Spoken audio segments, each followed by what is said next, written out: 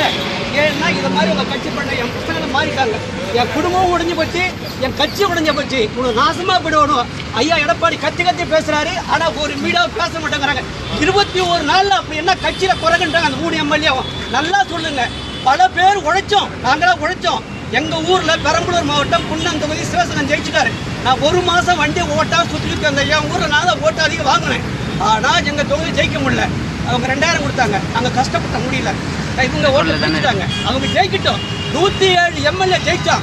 நீ வச்சுக்கிட்டு ஆட்சியை பார்த்து 94 எம்எல்ஏ வச்சுக்கிட்டு ஐயா கருணாநிதி 5 வருஷம் ஓட்டினார்.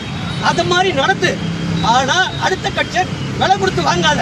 பணம் கொடுக்காம ஒருத்தனம் மாறல, பணம் தான் பேசுது. அதாவது ஆதவர்ச்சனாவுக்கு லாட்டரி டிக்கெட்டை ஒழிச்சுட்டாங்கிற கோபம். விஜய்க்கு அவர் படம் ஒரு படம் ஏதோ படம் தெரியாது, நான் பார்க்குற படத்தை பார்த்தே கிடையாது. அவர் படம் ரிலீஸ் பண்ண முடியாமல் நேராக போய் கொடநாடு எஸ்டேட்டில் காவ காத்துக்கிட்டார். அம்மாவை பார்க்கறதுக்கு பொழுதுலையும் காத்தார்.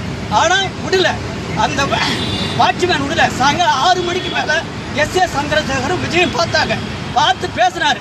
அம்மா தயவு செஞ்ச படத்தை விட்டாங்க. அந்த படம் பேர் எனக்கு தெரியாது, நான் பார்க்கல. அந்த படம் கதை தெரியாது, நான் ஒரு படம் பார்க்கல. உண்மையிலே டெய்லி நான் அழுகுறேன்.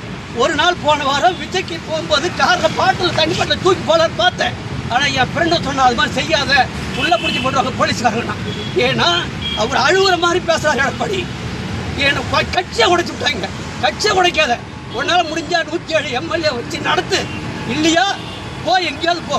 ஆனால் அடுத்த கம்பெனி ஒருத்தன் கூட இன்னைக்கு திரும்ப அவனை சொல்கிறாரு, என் கட்சியில் காசு இல்லை, என்கிட்ட எங்கே சோபா வாங்கினாங்கிறாரு. அவர் எப்படி 2 எம்எல்ஏ எப்படி ஒரு எம்எல்ஏ நியூஸ் வாங்கினாரு? நியாயமாக சொல்லுங்கள், நீங்களாம் சொல்லுங்கள். சோபாவில் பணம் வைக்கிறது எனக்கு தெரியும். நான் மார்வாடி விட்ட சவாரி ஏற்றுறேன். விட்டால் சோபா பெரிய சோபா இருக்கும், அதை பிரிச்சுருவாங்க, உள்ளே கட்டுக்கிட்டால் அனுப்புவாங்க, வேலை பேக் பண்ணுவாங்க. ஒரு எம்எல்ஏ வீட்டுக்கு போகிறாங்க, சோபா வாங்க காசு இல்லை. அவ்வளோ பெரிய கட்சி ஆஃபீஸ் வச்சுக்காரு, ஏன்னா சோபா வாங்க காசு இல்லை. பிரியா நியாயமாக இருக்குமா? நியாயம் கிடையாது. சோபாவில் பணம் போகுது, உண்மை அதுதான். தயவு செய்து சொல்கிறேன், எங்கள் கட்சி எம்எல்ஏ யாரும் ராஜினாமா பண்ணால் பார்த்துக்குங்க. உங்கள் புறப்பாடு சாமி ஐயப்பன், நான் ஒரு ஐயப்ப பக்தன். அந்த ஐயப்பன் தான் கூலி கொடுப்பான் அவனுக்கு, கண்டிப்பாக சொல்கிறேன். வைத்தன்னு சொல்கிறேன். 39 வருஷம் சௌரியமாக போயிருக்கேன்.